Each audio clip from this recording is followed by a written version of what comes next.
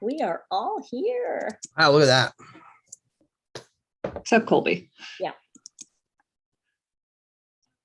You know, no, that food's for you, right? What?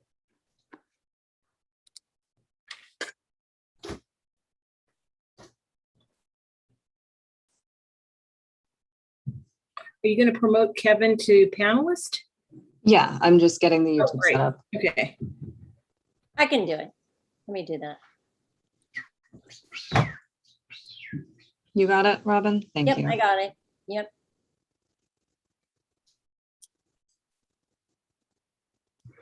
Okay.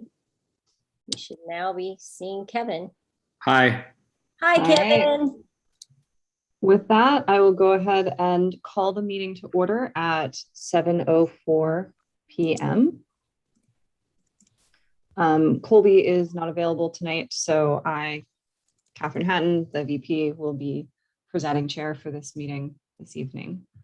All right. Well, welcome everyone. First up is roll call. Robin, I think we've already gone through, but we have myself, Arthur is here, you are here, Nick Baker, Ren, Fred, Matt, Lee, Susanna, Paige, Tess, Kevin, and Sean are all here. And Colby is excused.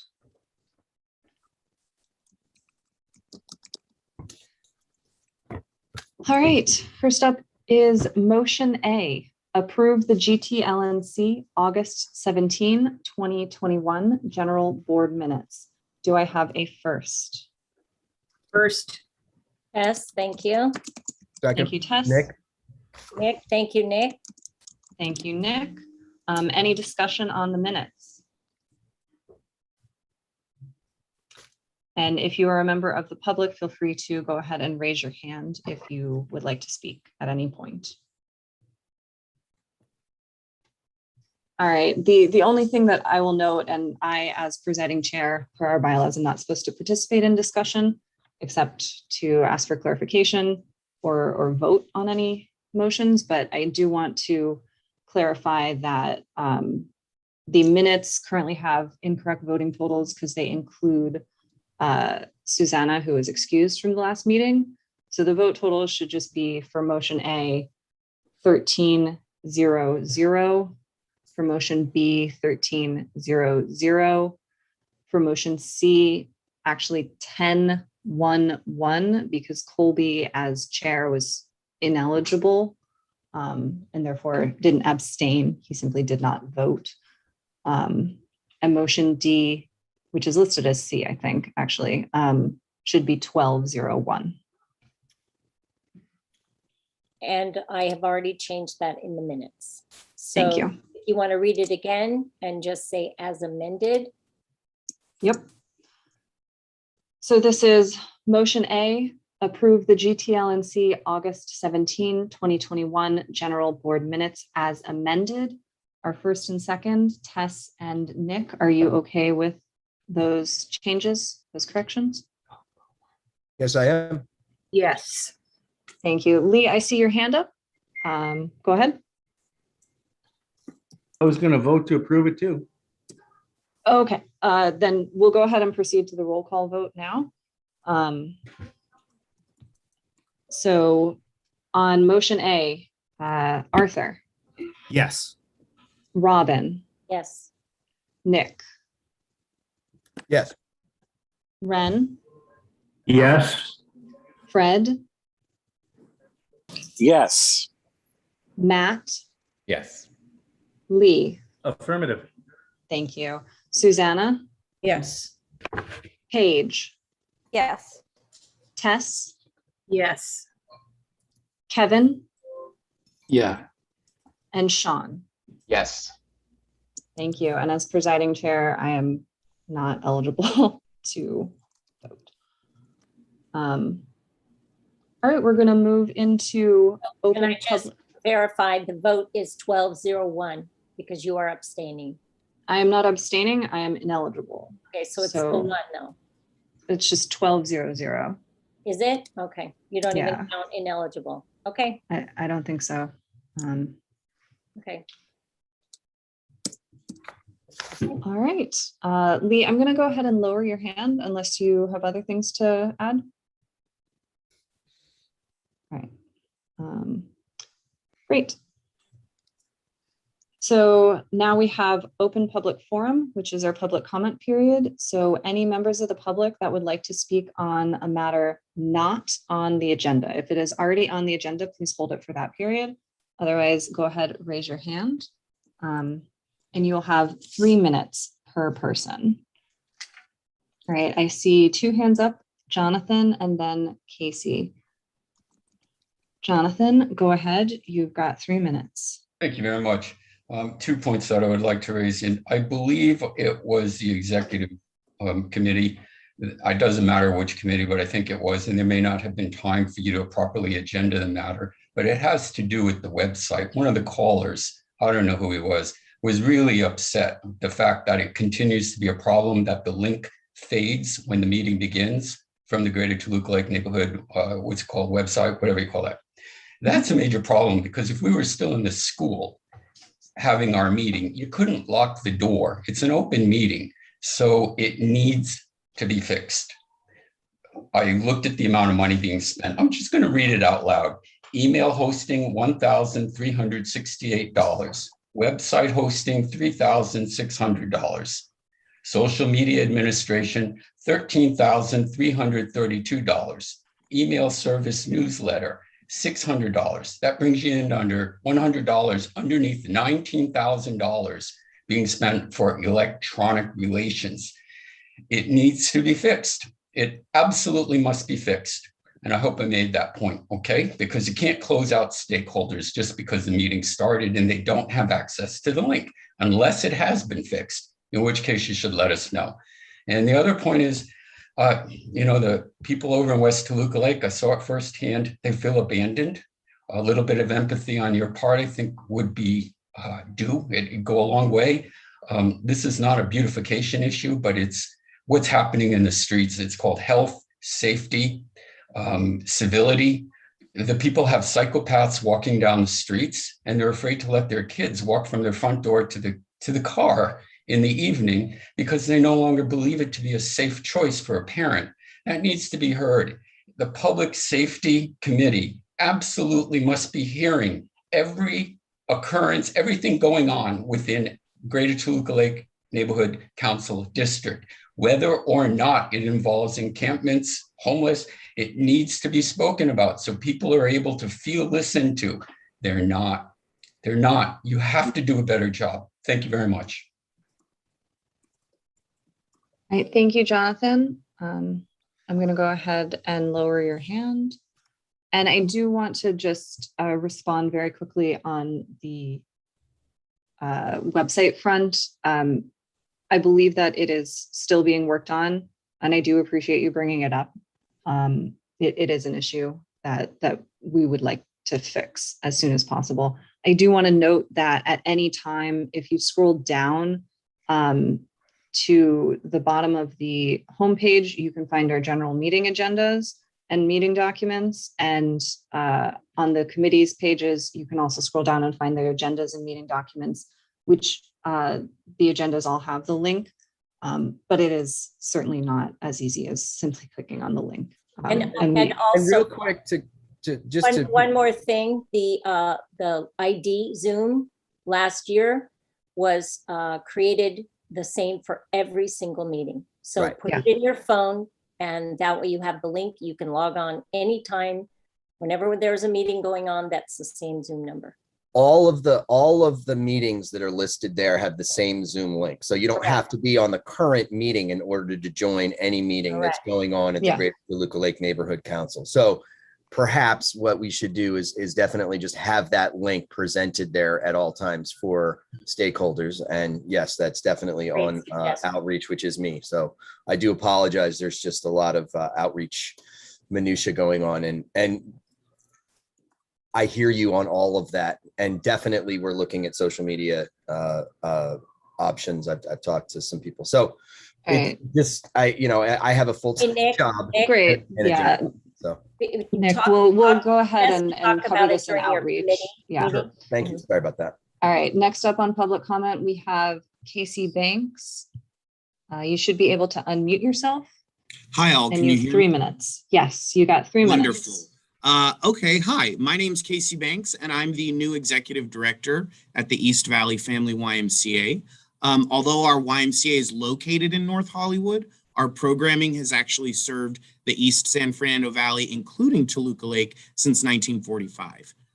Currently, we're seeking the opportunity to ask for support from the Greater Toluca Lake Neighborhood Council by way of helping to fund our leadership program for teens. Through the East Valley YMCA's Youth and Government program, teens have had the ability to learn about the ways local and state government work from actually participating in model versions of both. Through our weekly group meetings here at the Y, they identify things that they want to improve or address in their communities and states, and then they debate other teens from all over California. They also learn valuable lessons about their own character as they grow and thrive and prepare for their futures. We have teens from all over the East San Fernando Valley that participate, and some families can afford the cost and some need help to participate. And the Y makes a promise that no one will be turned away due to their inability to pay. And so with support from the Greater Toluca Lake Neighborhood Council, we can help to keep that promise. We really believe that the more informed our teens are now, the better our future will be. We've already turned in a grant application, and so we're awaiting our committee assignment in order to give a more in-depth presentation on this. And we thank you for your time and commitment to the community.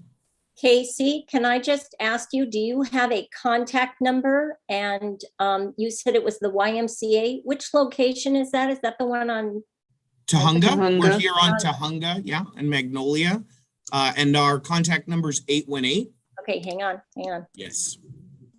818, 763 763, 5126.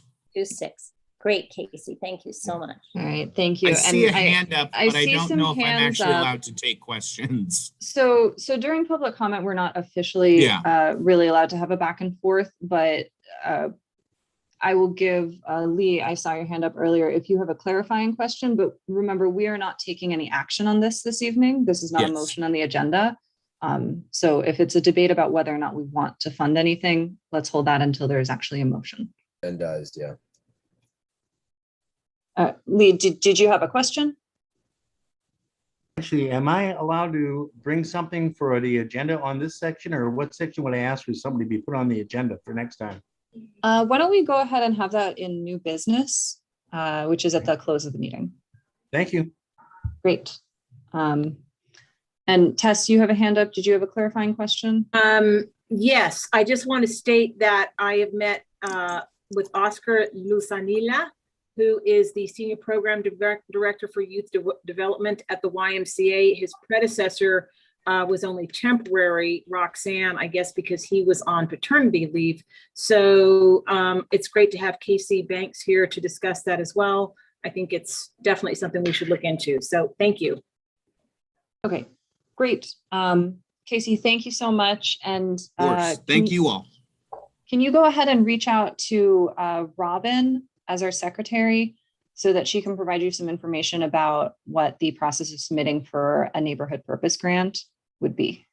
Absolutely. Thank you all for your time. Thank you so much. All right. Tess, I'm going to go ahead and lower your hand. Sure. All right. Is there any other public comment? Please go ahead, raise your hand. All right. Seeing no hands go up. We're going to go ahead and move into city neighborhood news and announcements. And I don't believe I see. Curtis is here and Brenda Yanes. Yeah, whoever has a dog barking in the background, could you go ahead and mute yourself? Thank you so much. All right. For neighborhood news and announcements, I don't think I see anyone from the Assembly District Office, but I do see Brenda Yanes. Going to go ahead and promote you to panelist.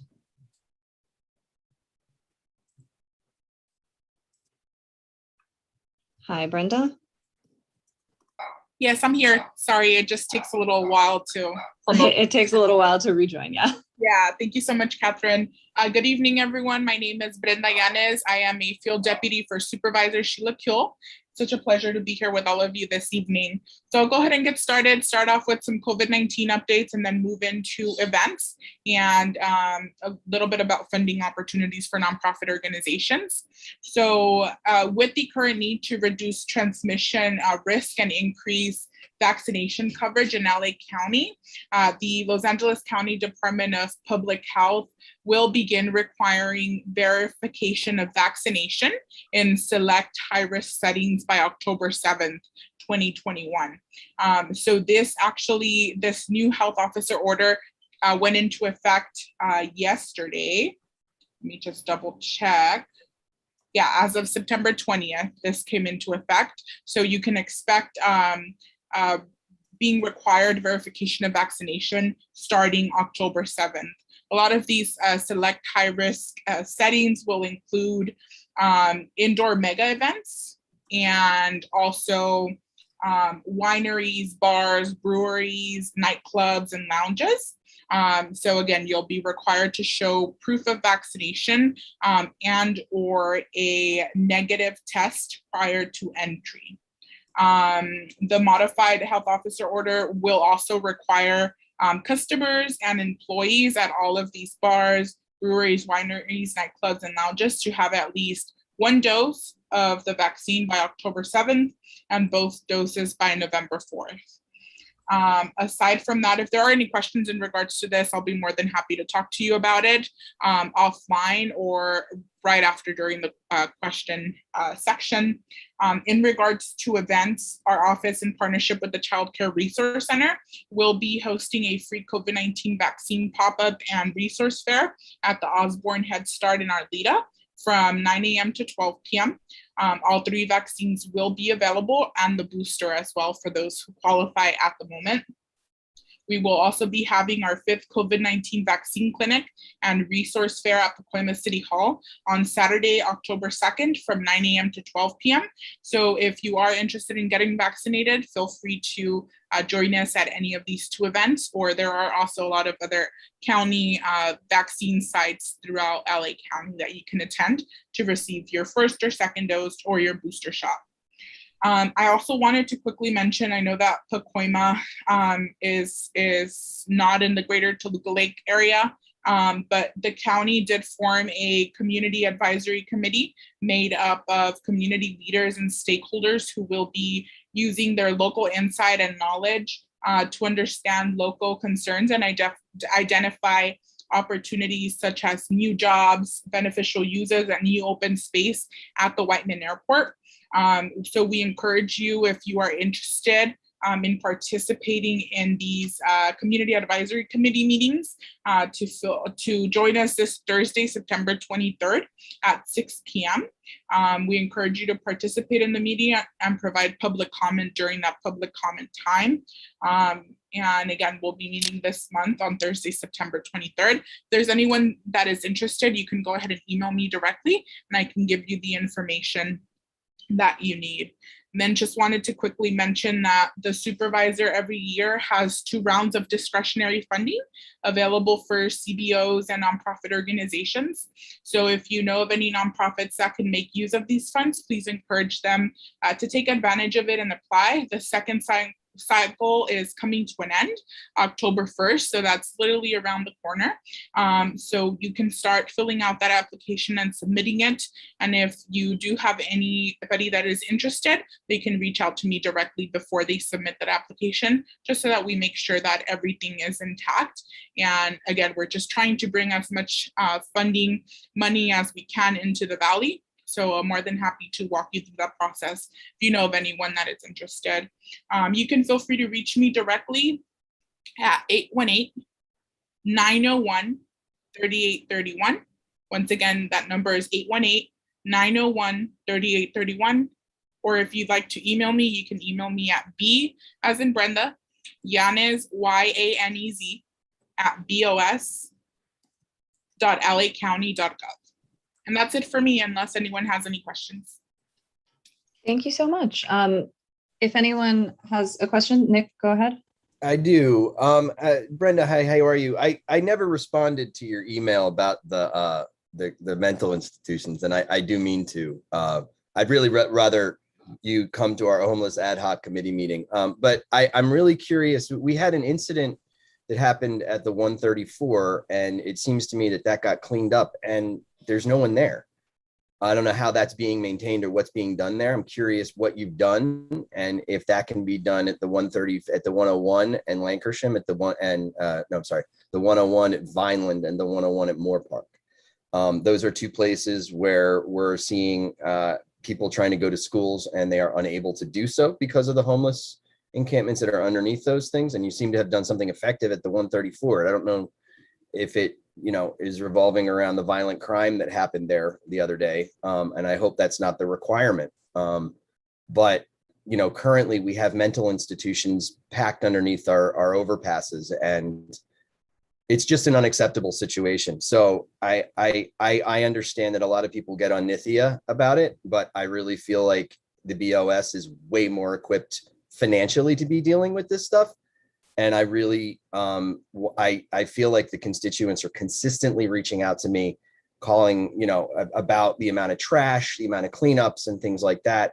And it's just not going on. And they seem to be relying on the city to do it. And I would love to sit down and find out how the BOS can get more involved in those two particular areas with homelessness. And I think it's very important. And I think it's one of the lead issues that goes on with that. So thank you. Yeah. Thank you, Nick. Yeah, I look forward to your response, and then feel free to keep me in the loop in regards to your committee meetings for homelessness. I'll be more than happy to join, if not one of our representatives from our office that deals directly with people experiencing homelessness or homelessness in general can go ahead and join, provide you a little bit more information in regards to that. In regards to the 134 freeway, I'm not aware of that one specifically. I'm not sure if the encampments were located on the freeway or if it was also county property. Maybe we can touch base offline and I'll gather some more information from you to figure out exactly what happened there. Okay, thank you. Thank you so much. I do want to flag one thing that potentially is an issue. I believe that for ad hoc committee meetings, it is not supposed to be open to the public. And Gibson, feel free to correct me if I am wrong on that, but I believe that anything discussed in ad hoc committee will then be brought to the board. And at that point, the public will be able to have input. Yes, I do. So one thing about ad hoc, good evening, everybody. I'm Gibson from Department of Neighborhood Empowerment. Yeah, so one thing about ad hoc committees, I just want to touch base on a couple characteristics, right? They are temporary. And the way they're created is they're not subject to the Brown Act and posting requirement, as so long as it is compromised. It is composed of solely members of the governing body. So that means the only neighborhood council board members. Consists of less than the number of board members. If at a present meeting, they'll make a decision. So if, let's say, it would be a quorum of a quorum. So any, what's the quorum for this board? I would like to go there. 9 is the current quorum. So 5 would be quorum of. Yeah. So anything less than 5 would suffice. Like 4 board members want to meet up and sort of discuss an issue that's temporary, like homelessness, or for example, why Snicker bars is better than Twix, right? That committee can bring that, right? That committee important discussions, exactly, right? And so that discussion can be brought. Once that committee has discussed it, they still have to bring it up to the board for a full vote to make sure that the board ratifies the motions, right? And it has a defined purpose and a time frame to accomplish that purpose. So an ad hoc committee cannot go for too long of a time. It can be like a year, right? And also kind of going back, also one thing I want to touch base on, your bylaws, the way they touch upon, I think it's something I'll bring down a recommendation, maybe adding an extra word or two. But the bylaws per this board states in Article 7, Section 2, ad hoc committees, the president may establish one or more ad hoc committees to address specific issues. So based off of the bylaws, the president creates the ad hoc and then the board members function, but they still bring back those motions to the board for full vote and discussion. One thing I like to reiterate is if they're going to be stakeholders who participate in an ad hoc committee, then it has to be posted publicly like a standing committee as a, that's when you're able to sort of have it open to the public for discussion on this. I just like to reiterate it is temporary. It's not supposed to be, it's not supposed to replace any standing committees. And so that's how ad hoc committees function in this day and age. So Gibson, I have a real quick question. So if this is temporary and Nick heads this ad hoc and the homeless is much more than one issue, I mean, it's very broad, and this could go on for a very long time. Is it better to form a committee? A standing committee, yes. And when one thing I totally forgot to tell Nick and Catherine earlier is doing, and especially when it comes to, yes, you know, the rules are clear that you can definitely form an ad hoc, but because it's a homeless issue, I would just say, because you want to incorporate stakeholders in participating, just post it, do the sort of proper procedure. It enables, it's good for participation in the long run when it comes to matters such as homelessness. Okay, thank you. And I know we've gotten a little off track. Sean, you had your hand up. Did you have a question for Brenda?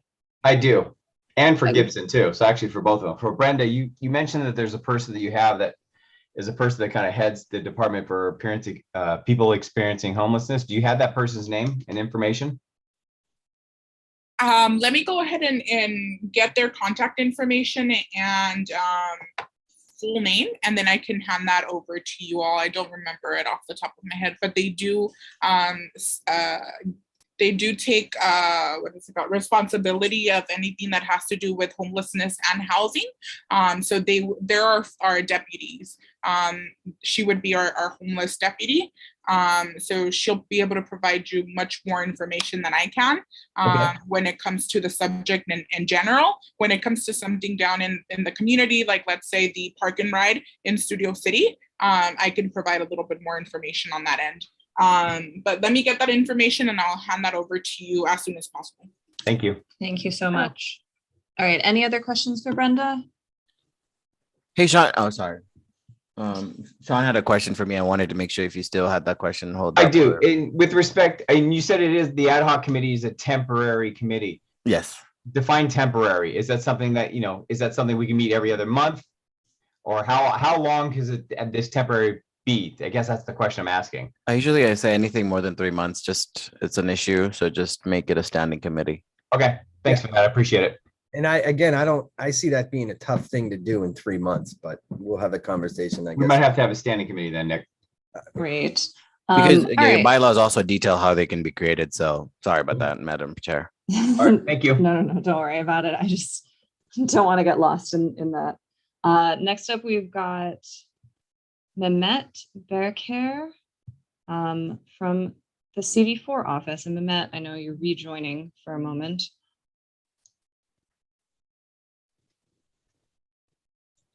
Okay, cool. Hello. Hey, thanks. Promoting me is good. I can have the video. That's great. Hi, everyone. Thanks to Brenda and thanks to Sheila Kuehl's office for always sharing the latest kind of COVID issues. So that's really great. Just a few things. We have our next CD4 conversation is on the 23rd about interpersonal violence. So that will be at 6:30 to 7:30 if you're interested. You can go to our website for more information. I'd also update folks to say that redistricting continues to go on. They're holding another hearing tonight. And then the first iteration of the draft map should be out next week. So keep your eyes on that. There's basically going to be a series of public presentations coming up. So the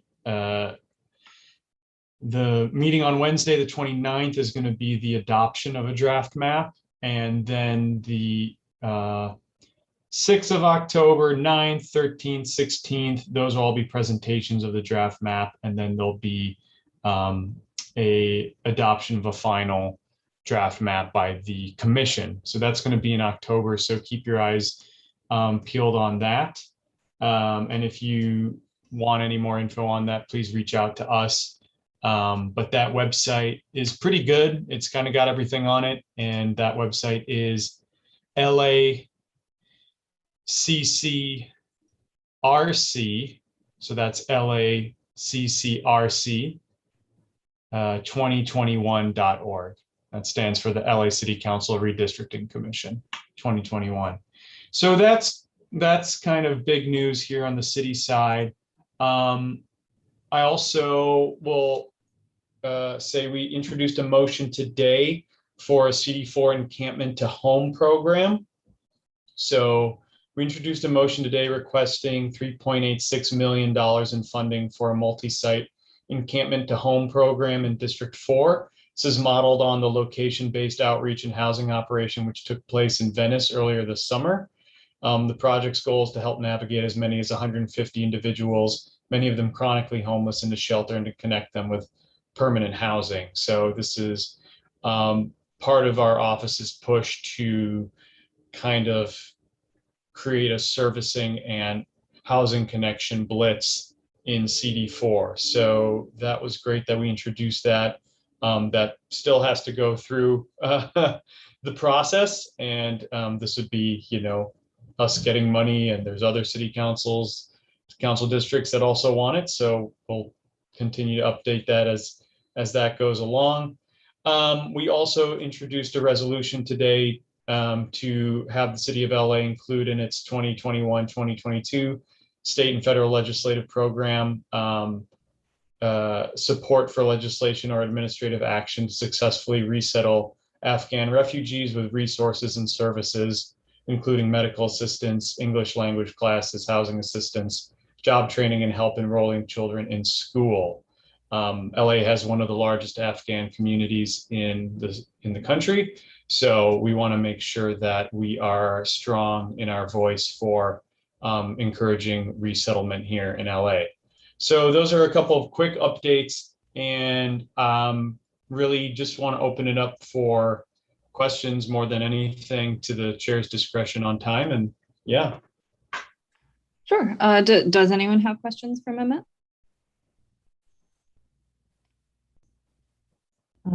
Tess, I see your hand up. Go ahead. Yes. Hi, Mehmet. Thank you for meeting with us yesterday. That was super helpful. Sure. My question for you is about redistricting. I just received a map today, and I wonder if the one that you just referenced is different from what I received. I got a second draft plan. Yeah. Okay, so I already have that. That came out today, and I was planning to mention that in my summary of our Government Affairs Committee, but just checking. Okay, thank you. That's all from me. Yeah, that's a good point, Tess. If you go online and you go under the meetings and you go to upcoming meetings, they will have all the documents for that meeting in an agenda and docs column in the table. Right. And I think Tess probably found it in there. So no, it was sent to me, so it's already out. Yes, but it exists here for folks if they want to see Okay. it. So for the 9/21/21, which is today's meeting, there is a bottom link that says City of LA Redistricting Commission second draft maps. Those are the maps they're kind of talking about tonight, or I don't know, because it's happening right now, but they were basically in response to comments from commission members last night. The upshot for CD4 is there's only one shape for CD4 in all of these, but that's mainly my interpretation from listening last night, was because it was in response to commission members asking about, hey, can we see what happens if Watts is in 15 again, or in 9, that sort of thing. And there was no ask from any commission members about put this in 4, not that in 4. So they built it in a modular way with regions. So like what, Thank you, Mehmet. I think I think we're getting a little in the weeds on this, and I would Sorry. encourage anyone who's interested to go to the website, which is My bad. available on our agenda as well. Lee, I see your hand up. Go ahead.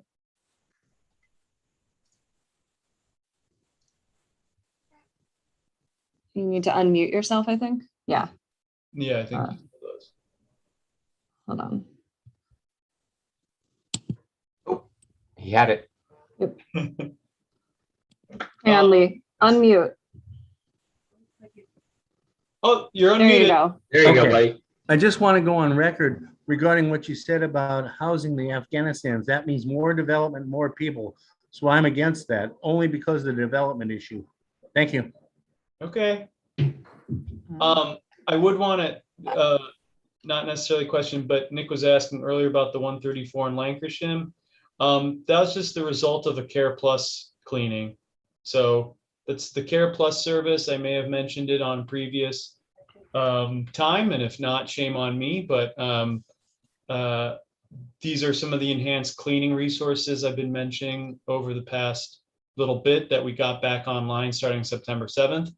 We now have Care Plus as an option for cleaning, which we did not have before in the last fiscal year's budget. So Care Plus is the more intensive cleaning where they have folks move everything off to the side. Generally, what you'll probably see is that afterwards, after one of those cleanings, it's probably clearer for a while, and then folks can always move back in, of course. So before, we just had the care cleanings and not that many of them. And those are kind of, sanitation goes out to site and it's, like, hey, can I pick this up? Can I pick that up kind of thing? Whereas Care Plus is more posted in advance. We're coming through. Everything needs to be moved, and anything that's over the 60 gallons has to go to storage or disposing it if it's. All right. Thank you, Mehmet. In an effort to move this along, I see one hand up from the public, and we'll call out the last question. Jonathan, go ahead. Thank you. I'll be very quick because one caller just talked about immigration and connected it to redevelopment. Redevelopment is a separate issue. If you look at the Census Bureau, LA is poised for a major collapse of real estate values for a lot of reasons I'm not going to get into. One of the few ways out is accepting immigrants because we've lost 1.4 million jobs, more than we lost in 2008 recession, and we've lost inhabitants of California. Anyways, it's just always think of things from the other side before you make up your mind. And yes, we want to watch redevelopment because it can undermine everything we love and believe in. Thank you. I thank you, Jonathan. Okay, Mehmet. If you don't have anything else, I'm going to go ahead and move on to our next report. Thank you so much. Next up is Officer Delbar. Promoting you to panelist.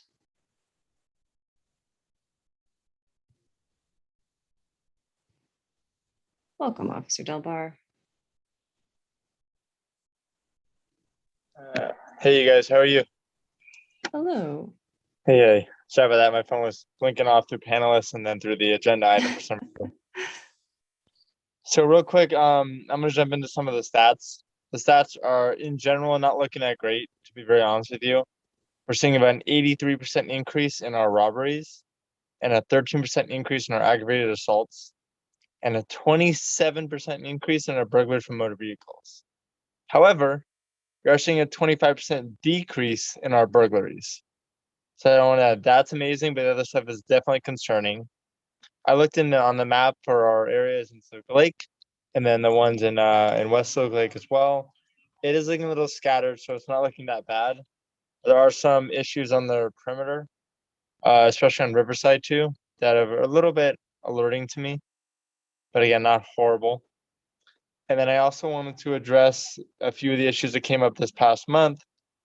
For one, there was an accident on Riverside and Foreman. So I want to let you know that I have notified our traffic division. I've been speaking with Mehmet a lot about it, and we're trying to get some extra patrol on Riverside. I know that was a huge contention always. And then this happened, so it's, definitely not the best. And wanted to reach out to the family and make sure, he's doing okay. On Lancashire and Riverside, there was a assault with a deadly weapon with a knife That's the one Nick was talking about under the freeway overpass. That suspect was arrested and they are in jail. The victim is going to be okay, but it was a transient versus another transient that incident occurred on. And I believe that person was apprehended probably within 30 minutes or so of the incident happening. So it's very quick.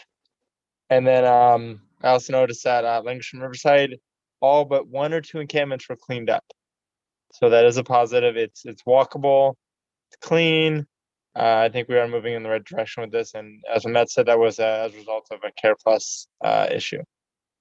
So other than that, that's all I really wanted to say for this time, unless there's a few questions, of course, as time allows. Yeah, if there are any questions, let's go ahead. Kevin, I see your hand up.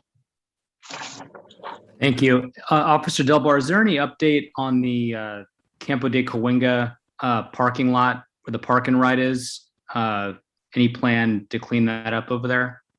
So that parking lot is actually a county lot. You're talking about the park and ride for the Hollywood Bowl, right? Yes. Yeah, so that actually is a county lot. So sheriffs actually patrol that lot. I don't know a whole lot about it, so I'm probably not the best person to ask about that one. All right, thank you. Nick, I saw your hand up.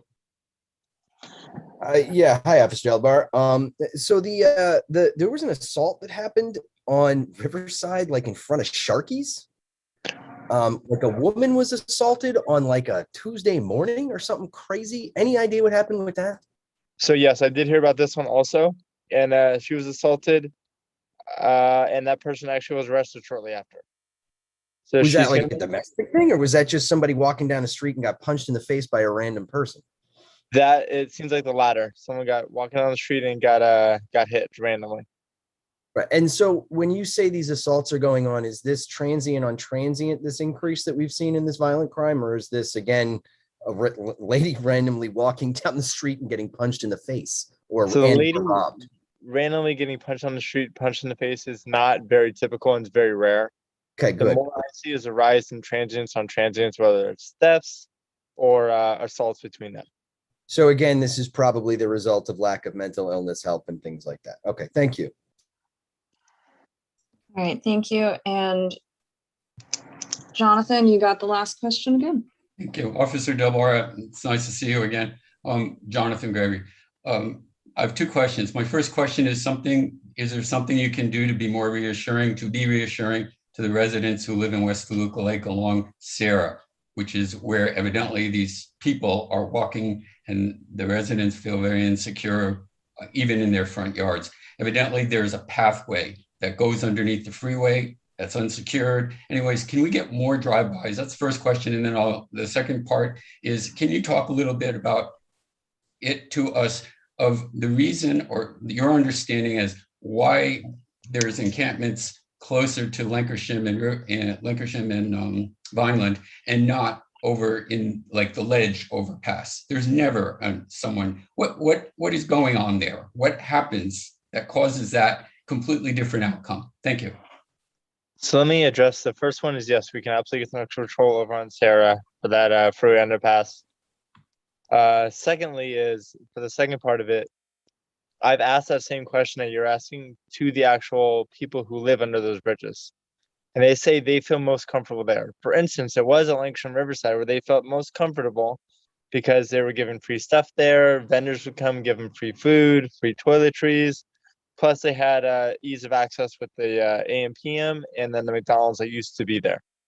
Secondly, I asked, for instance, at Moore Park on the 101, why do you guys stay here? Why here? They said we feel safe here because everyone else is here. That's what their answer is to me. Thanks. All right, thank you so much. Gibson, I'm going to go ahead and promote you to panelist. I don't know why I didn't do that earlier. Anything else for Officer Delbar? Otherwise, thank you so much.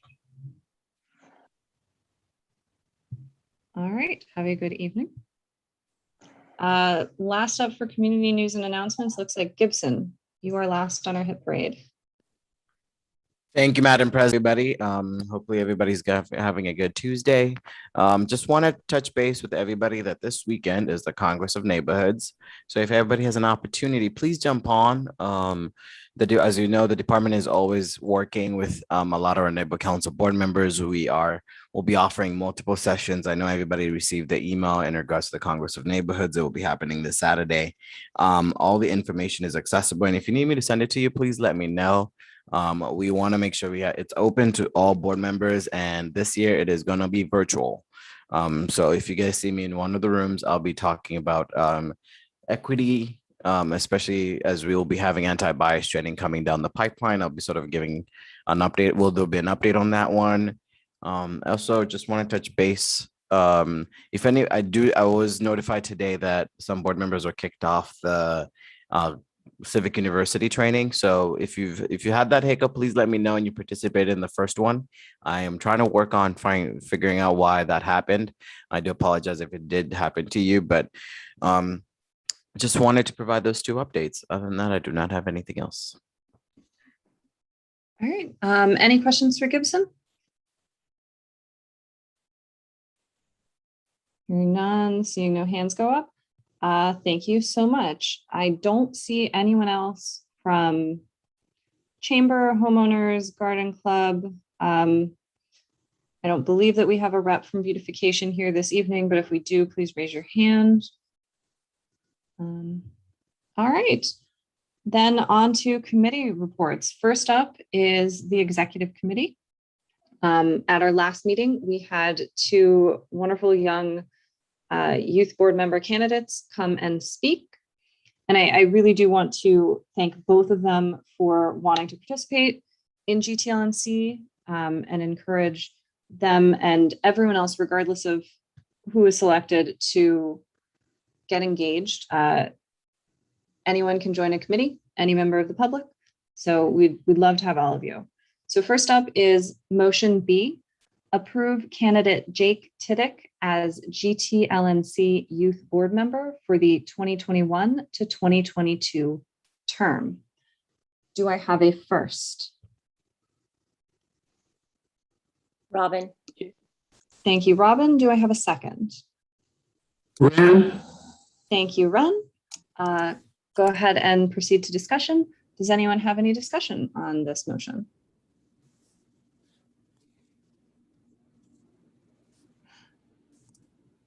All right, seeing no hands from the public. Tess, I see your hand up. Go ahead. I will say welcome to Jake, and we look forward to meeting with you. And I hope you like memos and agendas and meeting minutes. So good to have you, Jake. Well, we'll welcome him once we vote. Technically, he is not officially appointed. We have to vote to approve. Yeah. So just a little point of clarification, the way our bylaws are written is that the president appoints and the board confirms or potentially rejects, but confirms the candidate for the youth seat. So we'll go ahead and proceed to a vote if there are no other discussion topics. All right. On motion B, approve candidate Jake Tiddick as GTLNC Youth Board Member for 2021 to 2022 term. Arthur. Yes. Robin. Yes. Nick. Yes. Ren. Yes. Fred. Yes. Matt. Yes. Lee. Affirmative. Thank you. Susanna. Yes. Paige. Yes. Tess. Yes. Kevin. Yes. And Sean. Sean, you're muted. Yes. Sorry, I Thank you wasn't so much. unmuting. No problem. It's a sweep. It's a sweep. As chair, I am not eligible to vote, but I will say welcome, welcome. Thank you so much, Jake. And I do want to thank Grant Whalen, who was the other candidate, and I hope that he will get involved. Gibson, since we have now officially appointed Jake, can I go ahead and promote him to panelist and he can participate in the rest of the meeting but not vote? Did we lose Gibson? Break. I'm gonna make the decision that Jake, I'm promoting you to panelist.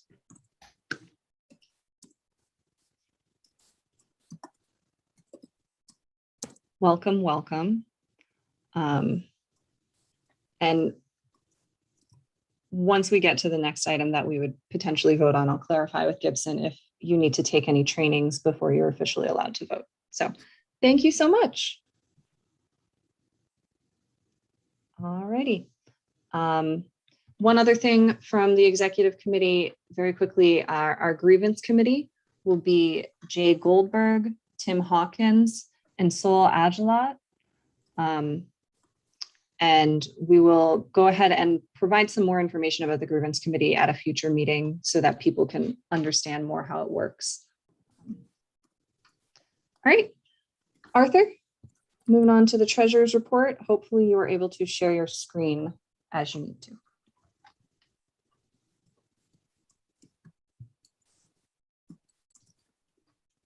You are muted, Arthur. Sorry about that. Oh, it's going to do, hold on one second. While I am sharing, we have a motion.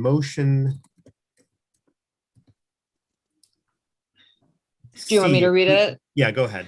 Okay. We have motion C, approve the August 2021 MER and expenditures for reconciliation submission to the city clerk. Do we have a first? Arthur. Ren, I heard you, Ren, you're first. And do we have a second? Susanna. Thank you, Susanna. All right, Arthur, go ahead. Okay, so we had finished August with $29,871.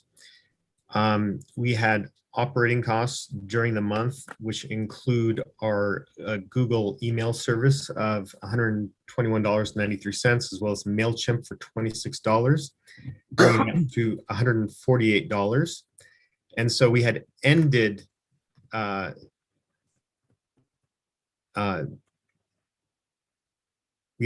with $29,723. Do we have any questions?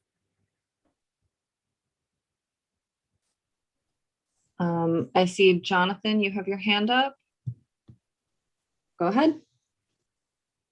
My question, I pushed my hand up when it was about those three people for the grievance. So can you go back to that after, Arthur? Thank you. Oh, yes, I apologize. I'm so sorry I missed your hand then. Thanks. All right, we'll come back to you. Okay. Seeing and hearing no comments, let's, can you take it to a roll call vote, Catherine? Absolutely. All right. On motion C, approve the August 2021 MER and expenditures for reconciliation submission to the city clerk. How do you vote? Arthur? Yes. Robin? Yes. Nick? Yes. Ren? Yes. Fred? Yes. Matt? Yes. Lee? Lee, I think you're muted. You copy me now? Yes. We can hear you. Affirmative on the agenda or the meeting, the issue. Thank you so much. Susanna? Yes. Paige? Yes. Tess? Yes. Kevin? Yes. Sean? Yes. And I am not eligible to vote. So it's 12-0-0. Thank you. Yes, thank you. And I do want to note that on funding matters, our youth board member is not allowed to vote. So this would be considered a funding matter for future reference. And unless there's anything else on the treasurer's report, Arthur, I'm going to jump back to Jonathan, who I missed his hand up about the grievance committee. Thank you very much. It was about those three people on the grievance committee. I'm not really understanding where their names came from. My recollection of the bylaws was it was a vote of the stakeholders, but what I'd like to call to people's attention is the resumes of each of the three people. Jay Goldberg is the director, from what I understand online. He appears to be the director of Toluca Lake HOA. Mr. Hawkins appears to be a board member on the Chamber of Commerce. And Mr. Agelat, he appears to be an attorney owning a large firm over on Lancashire with 3 sons that specializes in quite a few disciplines. None of these 3 resumes would traditionally find themselves chosen on a jury in a court of the United States. These are classic types of people that lawyers don't like on juries. I don't understand what's going on. That's my point. Thank you. If you have someone can explain how they were chosen, why these resumes are acceptable, I'm interested. Thank you. You know, Jonathan, I don't actually know. I believe that those 3 individuals had previously been our grievance committee. And so I don't know whether or not they have been appointed to these positions, or Ren, do you know how they came to be relisted as our grievance committee? Because we'd taken it off. We'd taken off the names from our grievance committee, but these are the 3 names that had been the grievance committee. Yeah, I wasn't part of the conversation about putting them back on, but I know how this got started. Saul Agelet was the first president of the GTLNC. Jay Goldberg was very active in the variety of things having to do with public safety. And Tim Hawkins been very active in not only the chamber, but a variety of other things over a long period of time. They all go back a long ways to the beginning of neighborhood council and have been active as best they can through the last 15 or more years. I have not been in any of the conversations about getting them reappointed. It was my sense that we were going to rewrite the bylaws and perhaps do away with the committee or restructure the committee. So my sense was that when I heard this, that this is maybe just a temporary holdover until the bylaws get adopted and we restructure the whole process of complaints and all of that. So anyway, that's the history. I don't know if you can hear me, but this feels inappropriate. This does not feel compliant with the bylaws, and there needs to be a review. Jonathan, I do want to make a point. You are absolutely correct that the bylaws state that the grievance committee shall be elected by all stakeholders present at the next general meeting. However, there's nothing in there that currently says anything about term limits related to this or what the term for the grievance committee even should be. So that's why I believe we've simply put back in place the previously existing grievance committee until we can actually figure out how to establish a new grievance committee. Hopefully we'll never need them. Well, hopefully, yes, but they haven't been used in a long time. They were used in the first couple of years. They stepped in on a couple of really touchy issues, but gee, for a long time, we haven't had to rely on them for any kind of decision about complaints. So, whoops. And I saw Jim Fitzpatrick. Hopefully you can unmute yourself. You accidentally lowered your hand instead of. Well, I just want to say I hope it's temporary. Can you hear me? Yes. Yes. I mean, it's. I'm going to be plain speaking. It's the Old Boys Network. None of these 3 have participated, to my mind, in any committees in the last 3 years. They were on committees, but they didn't show up. So I would say, hopefully it's temporary and the board is going to fix it. Thank you, Jim. And I'm going to go ahead and Jackie, thank you. You can go ahead and unmute. Hi, my name's Jackie Sharp, and I served on the original, I was the secretary of the first year of the neighborhood council. And I also served as a member of the grievance committee back then. And I guess it sounds like the grievance committee's not been used, but it was a big deal back then.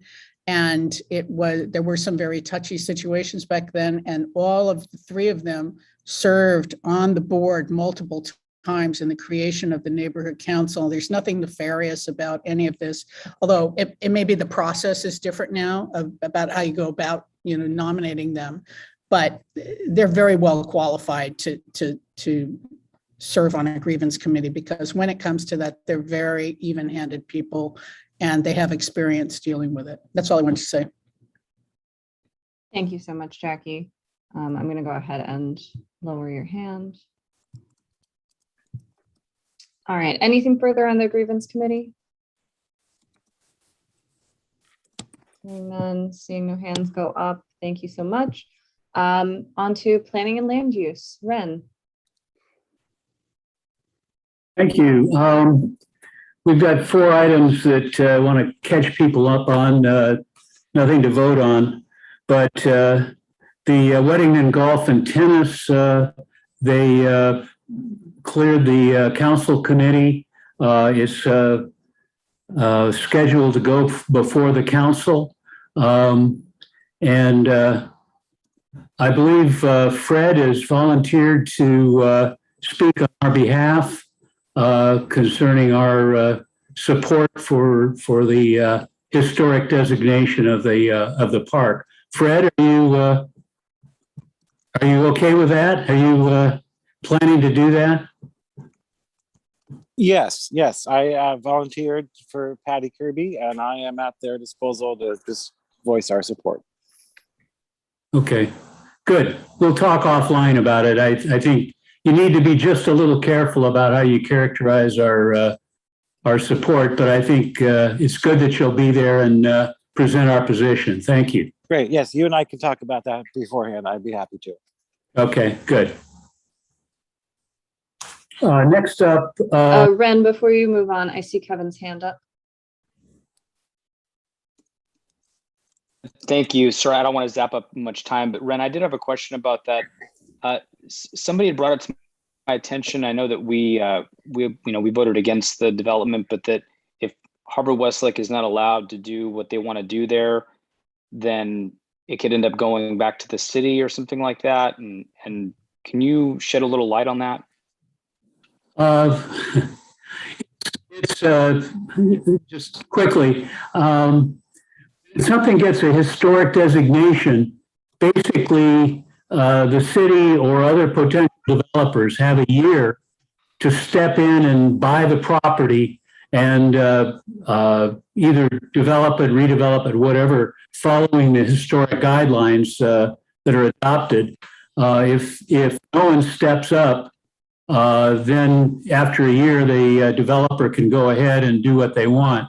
I won't go into all the ugly history of projects that where they were delayed by a year, and there was a lot of hope that people would step up and buy the building and keep it as a historic landmark. But in fact, it didn't happen, and the building got torn down. They had to wait a year. So I think in the meantime, I suspect the idea is the community people will meet and negotiate with Harvard Westlake, perhaps get further concessions to, I don't know what they're looking for exactly, to keep it as a golf course. I don't know.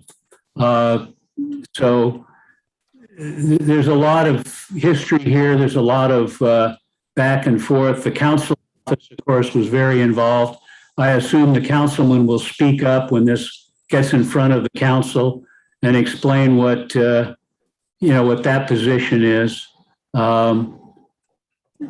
So I'd say kind of stay tuned if you want to tune into the council action. Why we have to wait and see when it's actually scheduled before council. Watch for it and just tune in and watch it and listen to what's said, and you'll get the background and find out what's going to happen. But I think it's very unlikely that someone is going to step up, buy the property from Harvard Westlake based on what they paid for it, and then just turn it back into a golf and tennis club. I don't think it would make sense financially. But, who knows, maybe. All right, Ren, are you able to continue? Yeah, I'm sorry. Great. So the second item on our agenda, the SB 9 and 10 got signed by the governor. So it's in law.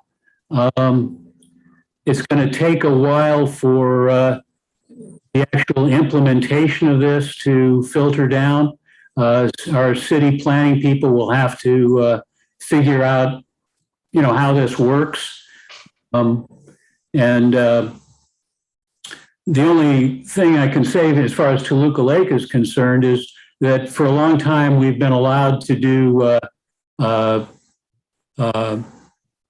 ADUs, the dwelling. You take a house and you could add a second unit for like a grandmother suite or turn your garage into a unit.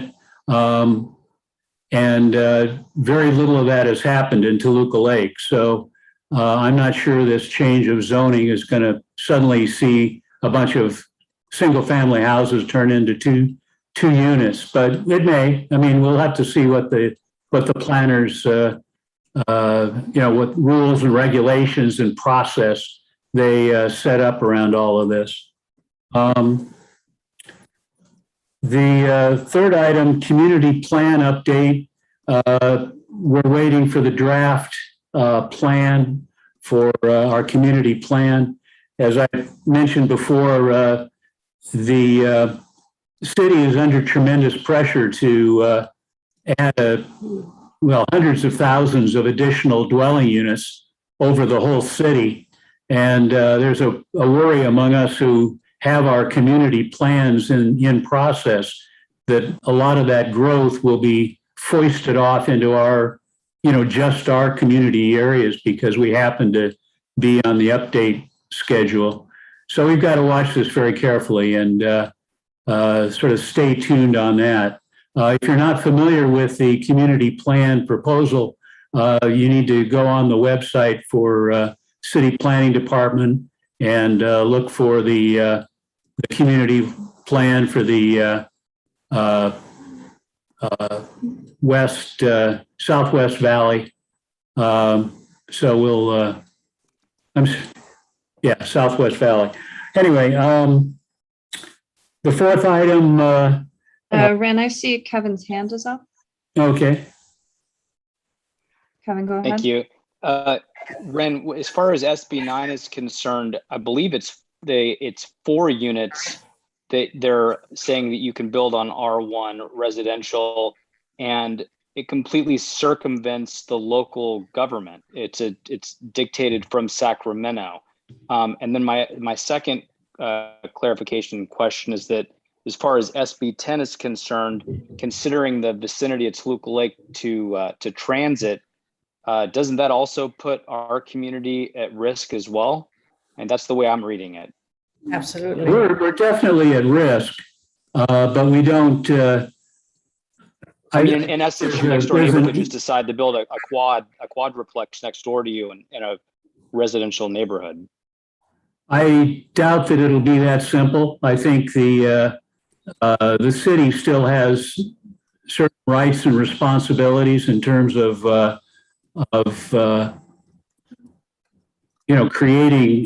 creating the process for going in for a building permit. And if you're subdividing property, there's a process there, because if you're going to put 4 units, you first have to subdivide your single family into 2 lots. And then from there, you'd then subdivide each of those lots. You'd build 2 units on each of those lots. And I can only assume that there'll be a process that the city will create for that. It's hard to imagine that the state would just simply say, the cities no longer have a right to issue building permits. They have to allow whatever somebody wants to build. There is a specific provision in the bill that allows local municipalities to not implement this. So it was one of the reasons that I supported it, because if we as a local community decide to raise enough stink about it, we can block development of single family units, in and around Tug Lake. In some areas, I would agree with doing that. In other areas, I wouldn't necessarily, but that's my opinion. But that provision is. All right. Yeah, moving on, it really, it gets back to our community plan, and we need to make sure our community plan protects us as best we can. The final thing, Riverside Mariota, just wanted to let everybody know they've been long approved. Last I heard, the developers are trying to find tenants for the ground floor area. Once they do that, they'll tear down those 4 buildings, including the post office, and it'll start to go up 4 stories. So just to be aware that that's out there. Don't be shocked or amazed if you suddenly see a fence go up and bulldozers come in. I also wanted to mention something we've got on our agenda for next month. It's a 31 unit proposed project at Moore Park and Vineland. It's the northwest corner there. It's, it used to be a used car lot, and now they're going to tear that down and go evidently 3 or 4 stories. Anyway, the developer's going to present at our next planning committee meeting. So if you're interested in that, be sure and tune in. Ren, can I just double check? The next planning meeting, I think that would normally be scheduled for the second Monday, which is the 11th. The 11th. Okay. Are you keeping it that day? That's Indigenous Peoples Day, or are we sticking with Monday the 11th? Also known as Columbus. I was thinking that works in a number of ways. If certainly it would respect a request to move it if there's a strong feeling that we need to not have a meeting on a holiday. I don't feel strongly. I just wanted to ask. And Ren, can you just clarify that used car lot is at Vineland or Lancashire? It's Moore Park and Vineland. Vineland, okay. So there's we've already approved redevelopment of the gas station on the southwest corner there, and that's under construction. Approved some development of the other gas station across. So there's quite a bit going on there in Vineland, and we've got our project on the median there further south. So Vineland's getting a lot of attention suddenly. It's great. It looks great. Yeah. All right. That's it. I see a couple hands up. If it is related to this potential development, I would ask everybody to attend the Plum meeting on October 11th. Yeah, we really don't yet know what they're proposing. So it's premature for us to start discussing it and trying to figure out what they're going to do. We want to hear from the developer. From there, we'll have further discussion. We may come back and have a second presentation by the developers once we have an idea of, if we have concerns about it or we want to request modifications of their plan, then we would ask them to come back. We'll put their feet to the fire, hopefully. Thank you. And if this is about the potential development project, I'm going to ask you to lower your hand. If it's not, Tess, go ahead. Yes, a couple questions, Ren. We discussed at the last Plum meeting that you were going to provide, that you wanted to hand off the follow-up with the post office developer to me. So if that's still the case, I'm waiting to receive that from you. And if there are any case file numbers, which I assume there are for this new Moore Park Vineland development project that you would like to agendize, since I'm helping with the meeting minutes, could you please email those to me this week? Would that be possible? Yeah, let's talk offline about this. Thank you. Yeah, coordination like that. Let's keep offline as much as possible. Okay. And Jonathan, I see your hand up. Go ahead. Yeah, thank you. It's about SB 9. It supersedes all the local ordinances, everything. It's really unbelievable. So I understand. It's 6 units. So literally a house can come down. The state is telling what the setbacks are. They're eliminating most of them. It's just something worth a read. Thank you. All right, thank you. Next up, we have public safety. Robin, go ahead. Yes, public safety. At our last meeting, we spoke about earthquake preparedness, something that should always be on the forefront, that you all prepare for a catastrophe. And if I could stress anything, please get to know your neighbors and prepare for any sort of urgency that you have to rely on yourself, because the city in a major disaster, it could take up to 3 days until they can get to you. So it's always good to have a plan, know who the doctors are on your block, know who the plumbers are on your block, just prepare, and have a kit at home as well. Curtis Delbar spoke, and his biggest thing again is to lock it, hide it, keep it. You know, he said even an old duffel bag with gym clothes in the back seat, which you think has absolutely nothing in it, to somebody who is on drugs or just desperate, might break your window just to get that old dirty bag. So please don't leave anything in your car. Keep the keys in your garage, in your house, not in your car. And then lastly, we spoke about an accident on Valley Spring Lane and Cahuenga. There seems to be issues on that corner. Now I know there's a light on Whipple, which is 1 block north, but they were trying to come up with solutions to remedy continual accidents on that corner. It's very unsafe. So please, if you do pull out westbound heading south, to please be very careful. And that's it. Robin, I do see a hand up from Jim. Oh.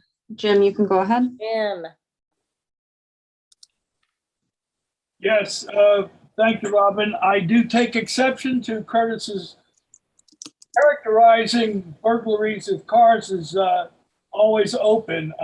My windows were smashed, several neighbors' windows were smashed.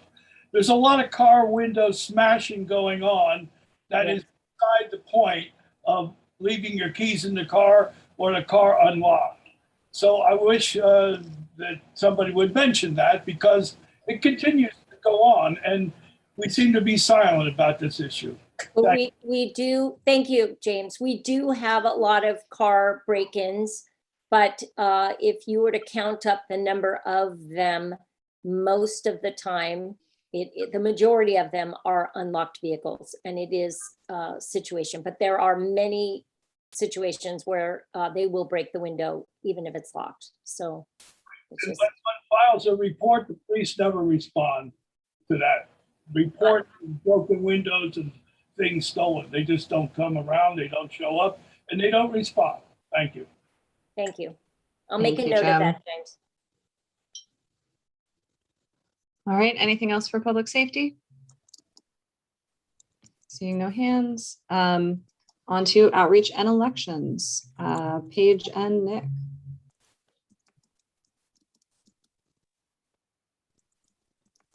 And we're back. We had at the last meeting, we had a good meeting with our Facebook manager to get an idea of what she does. We're also on, trying to get the implementation of the website changes and to do all of that. I think at this point, what we're waiting on is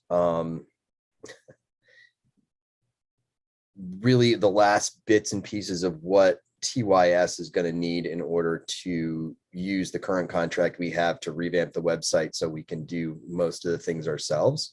As soon as we get that, we'll be able to get a quote in and a path forward for the revamping of the website. As far as, general budgetary things, we're definitely, Paige and I are going to discuss that at the next meeting. I am working to figure out what some other neighborhood councils do for some of their management stuff. And we'll get back and try to use those ideas, not reinvent the wheel. And if Paige wants to add anything. Yeah, I was just going to say some of the other stuff we talked about was sort of supplementing the digital outreach with more in-person efforts to really make sure that we're reaching the community and getting people to follow those accounts. We also talked about creating a QR code that we could put on handouts so that would drive some additional traffic to the website and social accounts. So there were a number of really good ideas tossed out. I think we have a lot of action steps to take. It was really helpful to get the feedback. And as Nick mentioned, we're working on implementing some changes to the website in the immediate term that are issues that we know about, and then some more longer term things that will just make it easier to make changes in the future. All right. Thank you both. Nick, the homeless ad hoc update is just sort of put under this section because you are the co-chair of outreach. Do you have an update that you wanted to give this evening, or are you still in process on everything? We're in process on everything. I mean, we can start the ad hoc committee, but after even the discussions tonight about it, it feels to me like it's way more than 3 months they're going to be dealing with it. And I don't know if it how it makes sense to do it. And I think we really need to have a discussion, an honest discussion about that. But I think that's probably a discussion for the executive board to have. And since I'll be part of it, I think it makes sense for us to have that as an executive board discussion. But it doesn't stop me from doing stuff, and I'm doing stuff. So if anybody does want updates on, kind of what we are trying to do and whose tires we are kicking and what we're trying to do, please feel free to reach out to me. Thank you. We'll make sure to have this as one of the items to discuss at the next exec meeting. Please do. Thank you. All right. Anything else on outreach elections? Hearing none, seeing no hands. On to environmental affairs. I am the interim chair for environmental, and I would encourage anybody that is interested to join our committee. Our next meeting will be the second Tuesday of October, which is the 12th at 6 p.m. It'll be a quick meeting, but we will be going through ideas of places that people would like to go in LA and how to get there from here without having to get in your own car. So whether it is public transit or other options that are available, that is what we're going to be talking about at the next meeting. We're also looking for someone to be our Neighborhood Council Sustainability Alliance rep, the NCSA, for GTLNC. And this individual does not need to be a board member. It can be a member of the public. So if anyone is interested in learning more about that, please reach out to me. And finally, for our next couple newsletters, we're going to be providing you with some links to home composting workshops that you can watch online. They're just YouTube videos, so you can learn a little bit more about how to compost at home. Any questions for environmental? All right. And last committee up is governmental affairs. Over to you, Tess. Thank you very much, Madam Chairperson. At our September 7th Government Affairs Committee meeting, we brainstormed. We had a number of participants, very good ideas, and possible improvements to the bylaws toward ensuring greater transparency and consistency with the principles and objectives of the neighborhood council system, encouraging consensus building for good policy setting by the board. And we are enabling greater, with the revision of the bylaws, greater stakeholder access to local government. So our open discussion will continue at the committee's next meeting on October 5th. So that was very productive. And on redistricting, Mehmet Baraker gave us most of the update. We discussed that. I received maps tonight, which are also available at the LA Council Redistricting Commission. I'm happy to share with anyone who wants it, what I have, I can be reached via the Greater Toluca Lake Neighborhood Council.org website. And the two biggest themes from redistricting hearings that have taken place up until now include number one, local. I live in X community, let's say Encino. Please don't divide my community. Keep my community together. And the second major theme is don't cross Mulholland. The Valley District should be in the Valley, districts to the south should be to the south. How does this affect us? Well, CD4 is the most gerrymandered of districts. It goes all the way down to Wilshire and includes part of K-Town, which parenthetically falls into 3 or 4 council districts. There appears to be a very high probability that the Greater Toluca Lake Neighborhood Council will not remain in CD4 and end up in Paul Krikorian's district CD2 with Studio City. Neighborhood council districts generally are kept together, however, and the rough boundaries might end up being North Hollywood to the north, Burbank to the east, Studio City to the west, and Toluca Lake to the south. So stakeholders agreed more or less that Greater Toluca Lake Neighborhood Council is more compatible with Studio City than with Hollywood and the districts to the south in terms of our demographics. So this is also important with respect to distribution of services. It's easier to administer when 100% of a council district is on one side of the hill. And Ren made a comment about as long as our state, Senate, and congressional district isn't split up, we should be okay because each congressional district has its own character. So that is it for redistricting. More information is available at LACCRC2021.org. And I believe that's also on the agenda for anyone who may have an interest. And so with that, I believe we have a motion to put forward, Madam Chairperson. How would you like to proceed? Yeah, I'm actually, because it is a pretty extensive text motion, I'm going to share my screen. So you can go ahead and read the motion. Okay, so this is motion D to approve the following change to the Greater Toluca Lake Neighborhood Council bylaws. And just for the record, we're planning a more extensive overhaul, but this one, it was agreed upon by the committee and those present would make an important. Tess, just read the motion and get a first and second, then you can. Oh, sorry. Thank you, yes. And finish reading the motion with the full text. Here's the motion. Replace Article 5, Section 3, official actions with every act done or decision made by a simple majority vote by the council members present and voting, excluding abstentions, which do not count toward the voting total, at a meeting at which a quorum is present shall be regarded as the act of the council unless otherwise required by these bylaws or the law. Governing board members may not vote by proxy. Do we have a first? I will first. Fred Iberry. Fred, thank you, Fred.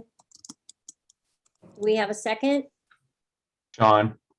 Sean, thank you, Sean. Okay, open for discussion. Before we dive in, I do want to just show everyone what it currently reads as.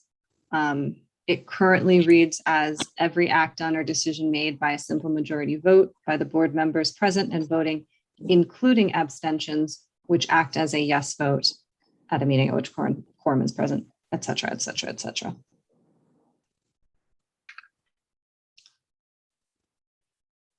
All right. Tess, I'll have you go ahead and manage the discussion. I see a couple hands raised. Okay, so we have a panelist, Ren Blight. Go ahead. Yeah,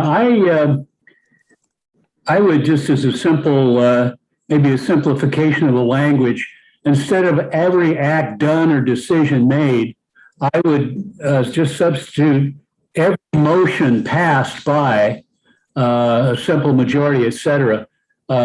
I don't know, act and decision, I think are imprecise. I mean, we're talking about motions here, I believe. And so I think the minutes, I mean, our bylaws should say every motion made by, every motion passed by the simple majority or something, instead of act and decision. Okay, that's a good idea. I don't know how precise we need to be. Are there any other comments on that before I comment? Do we go to stakeholders now, Catherine?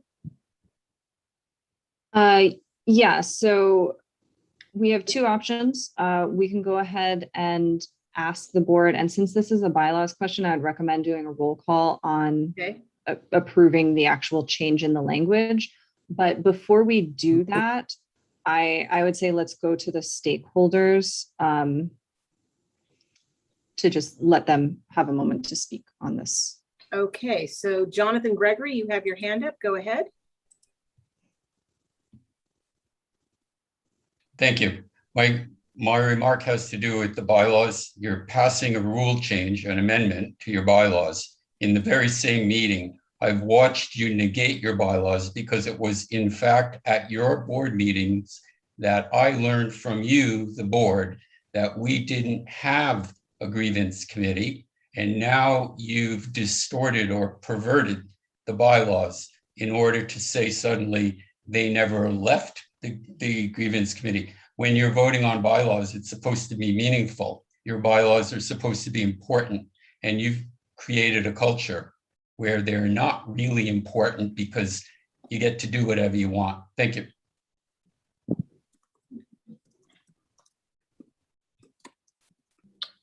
Thank you, Jonathan. Certainly we are working to update them and address that. So any further comments? So back to Ren Blight's comment and the suggestion to replace, let's see if I have it correct, replace act or decision with motion. Motion passed. With motion passed. Catherine, do you have any comment on that? So as the presiding chair, I am not allowed to participate in discussion. Okay. But I would say at this moment, let's proceed to a roll call vote on whether to approve the amendment to this, which would amend this motion to say, and this, I want to be clear, this is not voting to approve the motion. This is voting to approve a change to it so that it will say every motion passed by a simple majority vote by the council members present and voting, ... But so before we get to that, Catherine, and I'm not arguing that this might not be the superior way to do it. It's simply that I don't know. So if every act or decision is preceded by a motion, then this makes sense. Is that true or false? I mean, in order to vote on something, it has to be a motion. So it's sort of splitting hairs on language. Okay. I have a question. Go ahead. Is it possible to simply just add that to it? So for every act done or decision made, you know, Or motion passed. or, Yeah. or motion passed, ... It's simply just adding the motion, saying it, you know, that the motion will come after. Yeah, that would be my suggestion. Gibson, I don't know if you're still on. Are you able to speak to how Dunn would advise that we describe this? Because we do say every act done or decision made, ... shall be regarded as the act of the council. So I suppose there is the question of, are we being redundant saying every act shall be regarded as the act? Sorry about that. I'm just trying to think out loud right now. Yeah, no problem.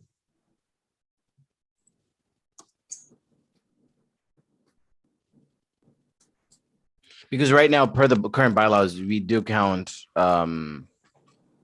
abstentions, correct?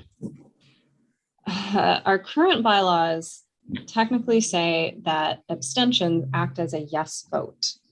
And this is literally taking the language that existed before and saying excluding abstentions, which do not count toward the voting total. So it currently says every act done or decision made. And the question right now is whether or not it's reasonable to change it to every motion passed rather than every act done or decision made. I honestly don't see a problem with either or. I think if it works, because everything still has to come back to the board for full discussion.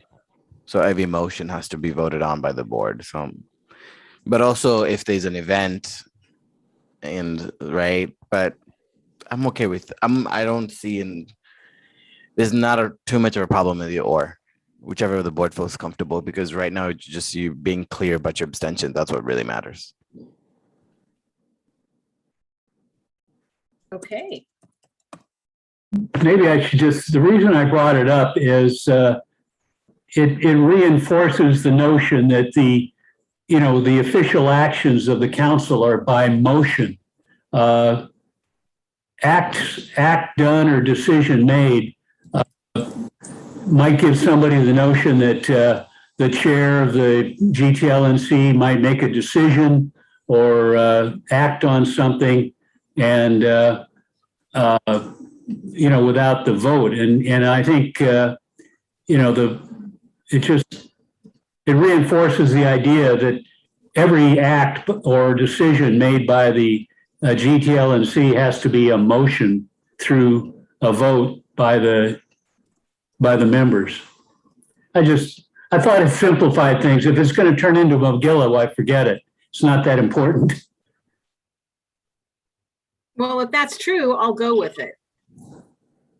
Okay, so since we're changing the language of a motion related to the bylaws, let's just do a quick roll call on whether or not to change it to every motion passed by a simple majority vote, ... Again, this vote that I'm doing a roll call for right now is not approving the change. It is simply approving a change to the text that we will then vote on for changing the bylaws. Okay. Catherine, wouldn't that just be, you go back to the first and the second, ask them if they approve? So officially, no. The EVG does say that when we're making changes to the text of motions, we are supposed to be doing a roll call vote. Okay. It is somewhat inconsequential when it comes to friendly amendments like minutes changes, but when it comes to our bylaws, I want to do everything 100% by the book. Okay, so I need to reflect a second vote. Yeah, so this is a vote on amending this motion. So on changing this to every motion passed by simple majority vote, ... How do you vote? Arthur? Yes. Robin? Yes. Nick? Yes. Ren? Yes. Fred? Yes. Matt? Yes. Lee? No, because I don't want to be in Krikorian's district. This isn't related to Krikorian's district. This is just about updating our bylaws so abstentions don't count as yes votes. Oh, okay, then yes. Okay. Susanna? Yes. Paige? No. Tess? Yes. Kevin? Yes. Sean? Yes. And I am not eligible to vote. So that is 11-1-0 for making this change, which means that that change is made. And before we proceed to a vote, we do open up discussion again on this now amended version. And Jonathan, I see your hand up. Go ahead. Maybe this is stupid, but try putting in that sentence that you're amending, a motion not passed. You're only talking about motions that are passed. Like I said, maybe this is stupid and I'm not understanding it all. What if a motion's not passed? If you Then it start is out, not considered an act of the council. but don't you want your votes to count in a certain way? I don't know. I'm not following the entirety of what you're proposing. Thank you. Don't answer me if it doesn't matter. No, I think it's good to clarify this. So what we're doing is we're saying that a motion passed by a simple majority vote of the members present and voting, which does not include anyone who abstains. They don't count toward the number of people voting. That will be considered an act of the council. So basically, we are just defining what is an official action of the neighborhood council. And that means a motion that is voted on and passed with a simple majority vote, except otherwise required, which the bylaws do actually say for bylaw amendments, a 2/3 vote is required. Does that clarify or do you? Well, I'm just thinking, doesn't this influence whose vote gets counted as a yes or a no? So if the vote, the way it's worded right now, it applies to every act, which is any motion that's successful or not successful. That's what that says in my world. But if you change the words to say every passed motion or every motion passed, then you're not addressing at all a failed motion. And I'm just asking you, does that have a consequence to the count of votes? I don't know. No, because if a motion is not passed by a simple majority, then it is not an official action of the council. Okay. Okay. All right. Any other questions? Any other discussion on this? Otherwise, we'll proceed to a vote.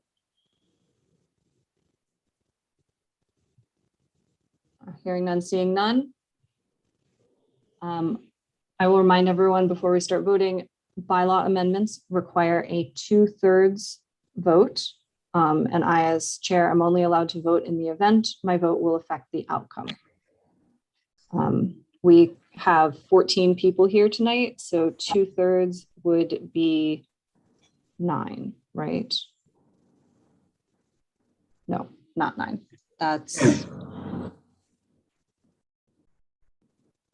Be 8.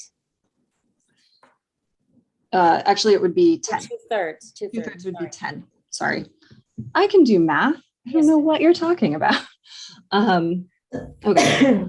So on motion D, approve the following change to the GTLNC bylaws. Replace Article 5, Section 3, official actions with every motion passed by a simple majority vote by the council members present and voting, excluding abstentions, which do not count toward the voting total, at a meeting at which a quorum is present, shall be regarded as the act of the council, unless otherwise required by these bylaws or the law. Governing board members may not vote by proxy. On motion D, how do you vote, Arthur? Yes. Robin?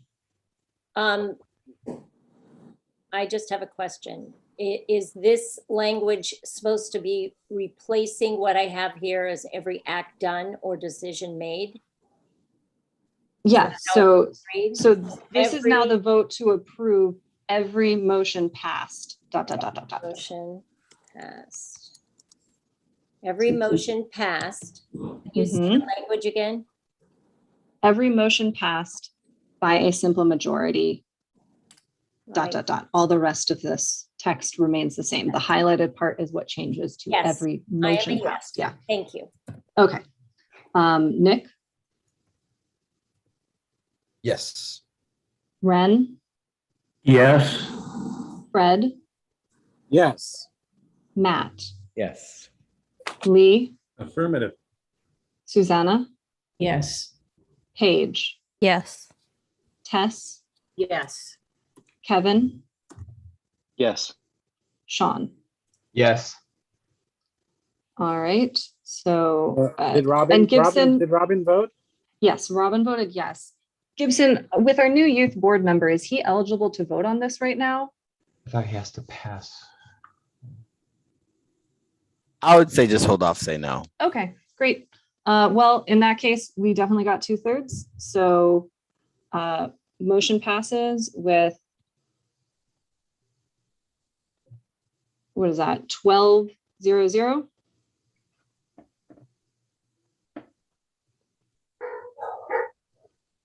All right. One last thing that had previously been in new business on the agenda, but it looks like it's dropped off.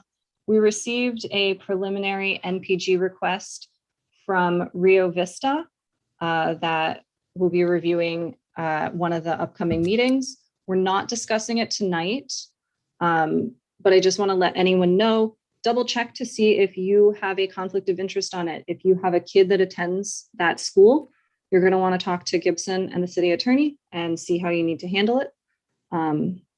So just wanted to give everyone a heads up. We received it's about $7,000, a little over $7,000 for picnic tables. And before we do any discussion, I want to remind everyone, you never have to approve a full amount that an NPG is for. You can approve only a portion of it. So we'll be discussing that at an upcoming meeting, most likely in October at exec, and then potentially at the board meeting. Lee, I see your hand up. Yes, you said I talk about this toward the business to the end. Absolutely. I'd like to get a letter of support from the neighborhood council. I'm trying through Kokorian's office to get a new law to where if you take advantage of either a senior or dependent adult financially, you can be, number one, financially, in other words, you could be sued with no statute of limitations like that pervert law is now, and to where you could be prosecuted criminally and retroactive. And I would sure appreciate a letter of support for Azarian's office, Adrienne Azarian. Lee, is this, we're requesting that they introduce a law, or is there a law that Introduce a new law, legislation, make it. Okay, so there's not already a proposed bill related to this. This is a request for them to propose something. Okay. I've contacted them. They said they need me to get support now that they've gotten it. All right, Gibson, we might need your advice on how we should proceed with requesting a bill. I'm only familiar personally with how to produce a CIS, a community impact statement related to an existing proposed bill. So I think we can do, oh, excuse me, sorry, I got my mic. We can do a letter of action, right? We can send it to a council member asking if it's within, so we can do more of a letter of action in the capacity, like, hey, we're asking you to take action. So we could go in that direction as well. Okay, and does that apply to our state assembly members that Lee was talking about, Nazarian? I would say no, because it's really, if the city's taking action, then yes, maybe we can start with the council member's office. Maybe the city can start petitioning in that capacity, but most times a letter of action is to your city so they can address city related issues. Okay, thank you so much. Lee, we're going to follow up with Gibson and see what our options are. I would appreciate it. I really want to get that law passed. Thank you. Great, thank you. Any other new business?